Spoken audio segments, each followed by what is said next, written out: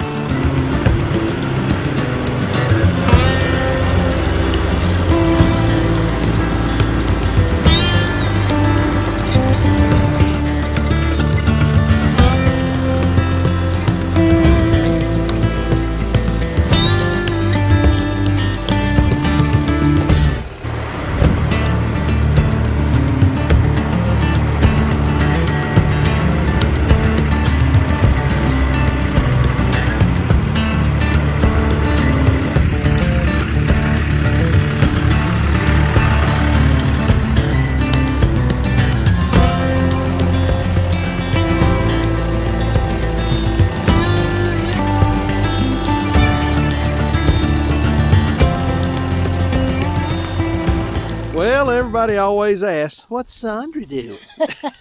What are you doing? You got to speak into my chest. Okay.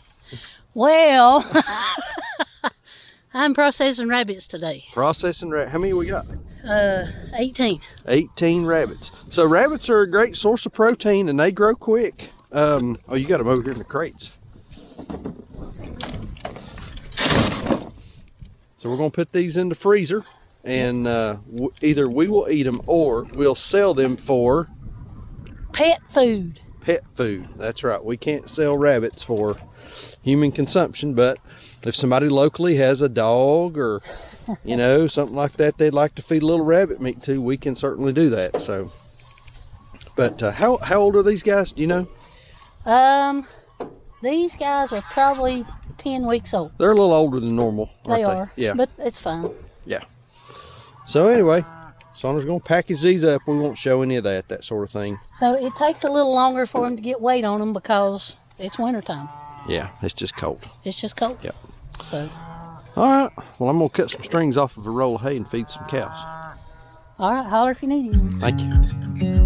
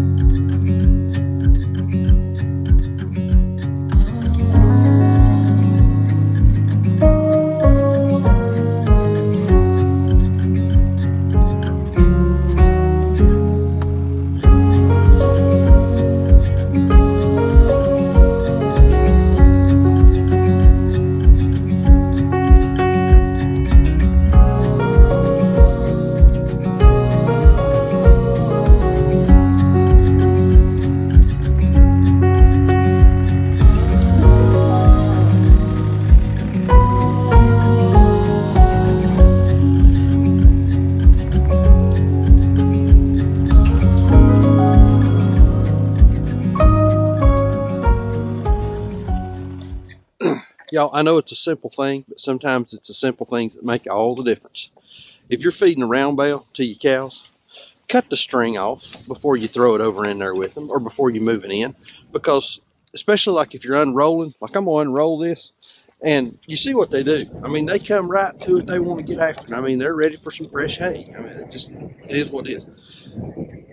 To go in there and try to cut the string off right now with those cows in there bumping, it's easy to get hurt. So try to eliminate as much time in there as you can, so you can get in there, do what you need to do, and get out, and keep yourself from getting in a tight spot.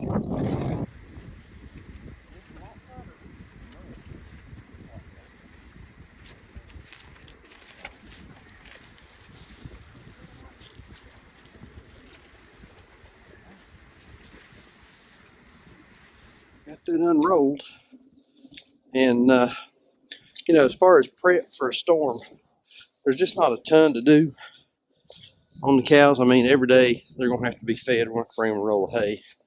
That is what it is. But do need to make sure we're keeping a close eye on water. We don't have water lines freezing and busting, and that we're able to keep them plenty of water. Now, those of you growing livestock, keep that in mind. Even if it's cold, especially when it's cold, you've got to make sure that your animals, all of them, cows, pigs, chickens, rabbits, whatever you got, have access to fresh, clean, unfrozen water. You know, these cows will drink, an individual cow will drink multiple gallons per day in order to keep their rumen going, and it also helps them to generate enough internal body heat to stay warm. So make sure you're keeping your cows plenty of water. We've unrolled a roll of hay out here. No, I'm not wasting it. They will eat the majority of this. There'll be a little left, but there won't be much. Right here's a little bit of litter left from a roll that got put out yesterday or day before, whenever. But it's all carbon. It goes back on the soil. We're in our winter pasture. This is going to be our sacrificial pasture for the winter time. Excuse me. They've got a big area. They go up the hill, back down the other side. We've got water over here that's hooked into our Plasson water system that runs along the bottom of this pasture. But this should do the cows for today. All right, let's go get some more stuff done. There for this weather. Boy, you got a big hunk up here by yourself, ain't you? Don't leave.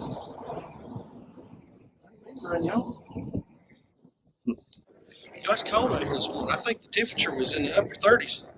We've got quite a bit of wind, and I've got layers on. And it's still pretty cold. I don't know what the temperature's going to do next couple of days.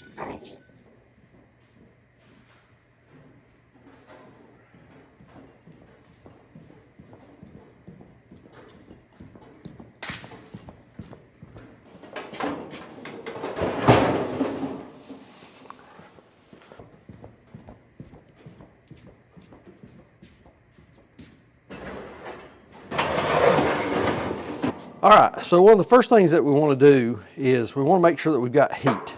And I've got a couple of these Heatmate kerosene heaters. We bought these when we lived on our farm down in Greensboro, and because that house was so cold. So what we're going to do is we're just going to check it, make sure that it's nasty. I need to clean it. Good Lord, it's got like an inch of dust on it. It's been stored over here in the shop. We're just going to fire it up, make sure that it works. I bet the igniter don't work. Well, it might.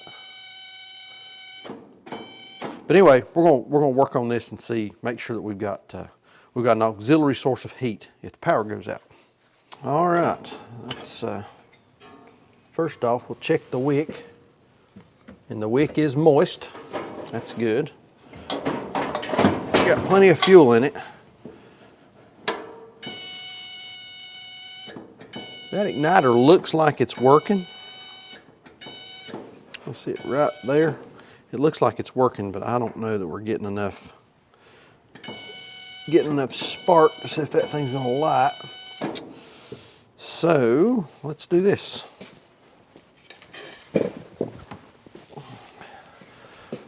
Those of you that used to watch, what what was it?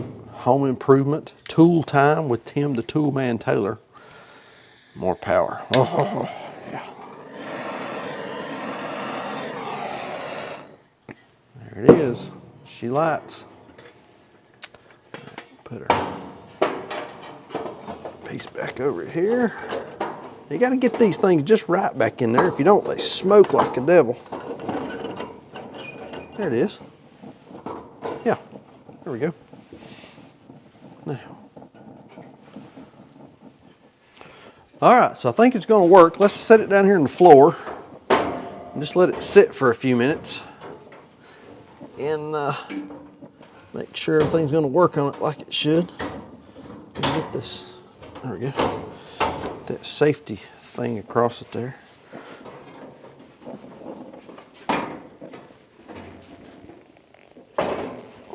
All right, let's check the other one.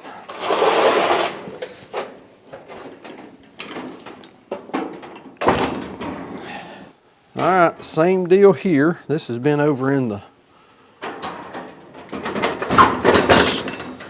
tank's full. This thing's been stored in the shop, so it's dirty. It's just, it's dusty. I don't think there's anything wrong with it. Got plenty of fuel in it. The wick is damp.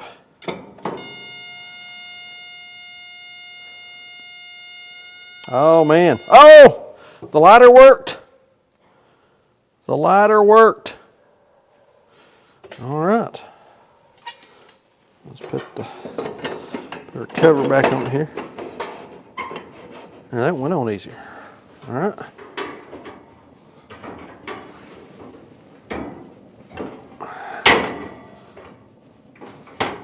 Okay.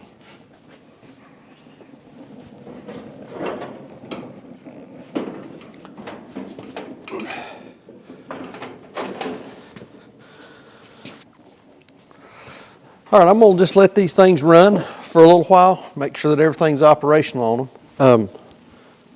Fix my hat. Look like one of those guys wearing skinny jeans. We're gonna just let these run for a few minutes, make sure that they're gonna be okay, make sure they're gonna work. I'm gonna check the kerosene, make sure, I think I've got about 10 or 15 gallons of kerosene back there. Kerosene heaters they're a really good way to heat a space, and they're relatively safe. Number one, you got to make sure that you don't let pets or kids or anything flammable get close to this. Number two, always make sure that you're just using kerosene.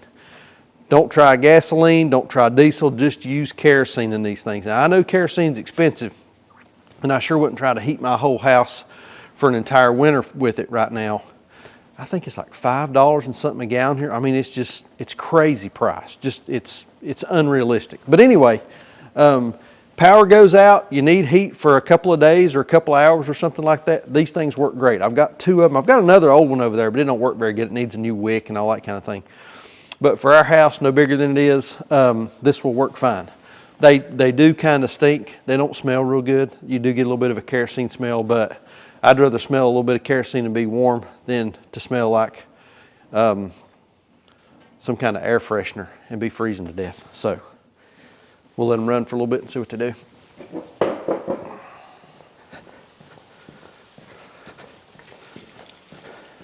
And yes, we have 15 gallons of kerosene, so that should do us. Now, on kerosene, blue jugs are kerosene, should be marked. Yep, kerosene. Blue jugs are kerosene, yellow jugs are diesel, red is gas. Red gasoline, yellow diesel, green or blue kerosene. And then another method of staying warm, if we need to, power goes out, we can always build a fire here in the stove, in the shop. I've got some wood over here, we got plenty of wood outside, so we can come up here, build a fire. If it's raining, snowing, we can't get outside, worst comes to worst, we could cook on this thing. So we got heat, we can eat. All right, so I've let these things run now for a couple of hours. Well, about an hour, I guess. And they seem to be working just fine. They are dirty, so I'm gonna need to clean them up, but I'll take a wet rag or a vacuum cleaner or air hose and blow them off and that kind of thing. But they seem to be working just fine. And like I said, we've got 15 gallons of kerosene. So we should be able to stay warm for a couple of days. You know, if nothing else, we could put this in a room, close the rest of the house off, and just hang out in that room, and one of these should heat. Like the bedroom or the living room, the kitchen, we shut all the other doors. Should be fine. So we got the heat problem taken care of.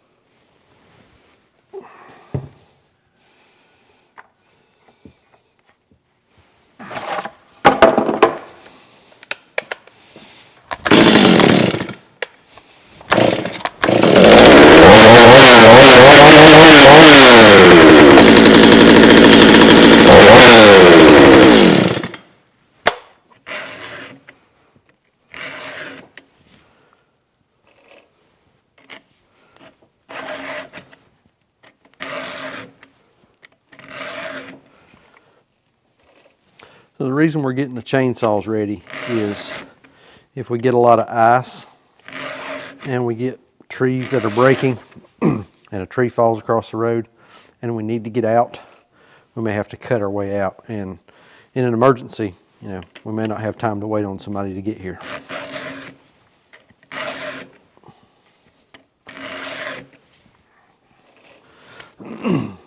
Y'all, I believe this chain is just about done.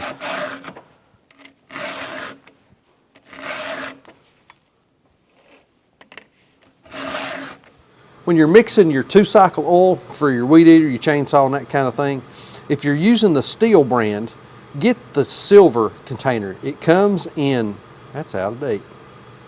Anyway, it comes in a silver container and in an orange container. Get the silver. I had a small engine mechanic tell me one time to get the silver, that it was much better. It's the HP Ultra. I wonder if this stuff really does go out of date. I mean, it's been in the earth for millions of years. Probably good for another year or two. All right, I think that's going to do it for the prep video today. We had a customer come by. Sonner and I had to run to town. I didn't get everything done today that I wanted to get done. Got some more stuff to do tomorrow. We'll put some hay on the pigs. We'll put some junk hay out with the cows in the horse barn so that they've got some dry bedding. The weather's changed today. It's gone from snow to ice to now more rain. Like I said earlier, the weatherman's one of the only people that can be wrong most of the time and still keep his job. But I think it's a good reminder for all of you out there. Be prepared. Have a couple of days worth of supply of food. Be able to keep yourself warm. Be able to keep water. You know, we can still get water at the house. If we lose power, we won't have pressure, but we'll have water. I'm looking at my kerosene heaters over there. They're ready to go. We got the chainsaws ready, and Lord knows we got plenty of food stashed away around here. We can cook. We've got the Kamado Joe. We've got a Coleman gas stove. We've got one of those big griddle cooker things. And you know, and like I said, we can come up here and cook on the wood stove if we need to. So we're in pretty good shape. I think the main point here is be prepared. Be able to take care of yourself for at least 72 hours. We could stay up here indefinitely. I think we'll be fine without having to have anybody come to our rescue, you know. But be prepared. Be able to care for yourself, for your family. I'm not big into prepping. You know, we don't have MREs stashed away or anything like that, but we can feed ourselves. We can stay warm. We've got plenty of water, and you know, we can survive. And I think that's kind of the point. Next video coming up, we're going to finish up that table build that I've been working on. We got some big stuff on it. I think I'm just about done with all I'm going to do as far as videos go. So we'll wrap that up for you guys. But in the meantime, like we always say, please keep us in your prayers. May God bless you and your families, and we'll see you on the next video. Thanks.